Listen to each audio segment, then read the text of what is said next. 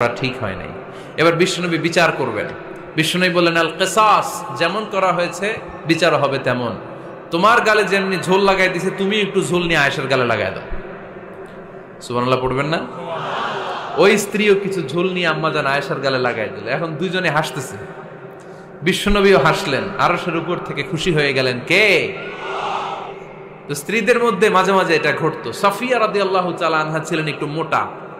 আম্মাজান আয়েশা বললেন, ইয়া রাসূলুল্লাহ, দেখেন আপনার মুটি বউ, আপনার মুটকি বউ, এই মুটি বউ বলে একদিন একটা গালির মতো দিয়ে ফেলছে।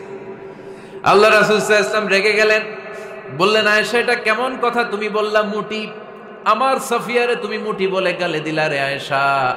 ইয়া আয়েশা লাকাদ কুলতিলা কালিমা লাউ মুজিজাত বিমাইল বাহরি লামাজাজাতহু, এমন একটা মন্তব্য তুমি সাফিয়ার ব্যাপারে করে ফেলেছো রে আয়েশা, এই কথাটা যদি সাগরের নীল পানির মধ্যে ছেড়ে দেয়া হয়, এই কথার পঙ্কিলতার কারণে, এই কথার কর্দমাক্ততার কারণে, এই কথার পঙ্কিলতার কারণে সাগরের সব পানিগুলো মুহূর্তের মধ্যে কালো হয়ে যাবে।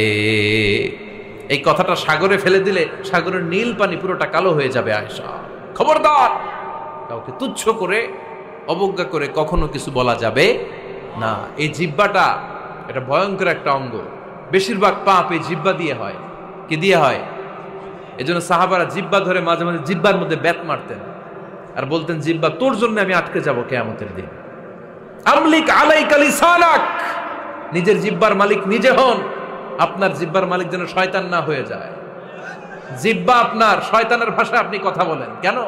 খবরদার, প্রতিটা কমেন্ট, প্রতিটা কথা, প্রতিটা মন্তব্য, এগুলোর ব্যাপারে কিয়ামতের দিন পাই টু পাই করে আপনার কাছে আল্লাহর সুপ্রিম কোর্টের কাঠগড়ায় দাঁড় করিয়ে আপনারা জিজ্ঞেস করবে কে?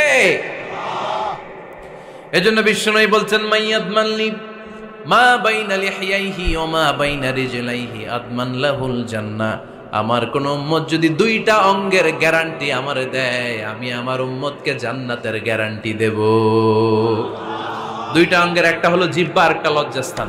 দুই চোয়ালের মাঝে যা থাকে লিজ্জা, জিহ্বা, আর দুই পায়ের মাঝখানে যা থাকে লজ্জাস্থান। এই দুইটা অঙ্গের গ্যারান্টি যদি বিশ্বনবীকে আপনি দেন যে নবী, জিহ্বা আর লজ্জাস্থান, এই দুইটা অঙ্গের কোনো পাপ আমি করব না, নবী বলে, আমি দুনিয়ায় তোমার জান্নাতের গ্যারান্টি দিলাম। এজন্য জিহ্বাটারে সামলান, যা মনে চায় বললেন না। খবর আছে না নাই? খবর আছে। মা ইয়ালফিযু মিন কাউলিন ইল্লা লাদাইহি রাকীবুন আতীদ, যা মুখ দিয়ে বের হয় লিখে রাখার জন্য দুইজন ফেরেশতা রেডি করে রেখেছে কে? চিল্লায় বলেন। যতদিন আমরা বেঁচে থাকবো ততদিন থাকবে আমাদের কাঁধে। আমরা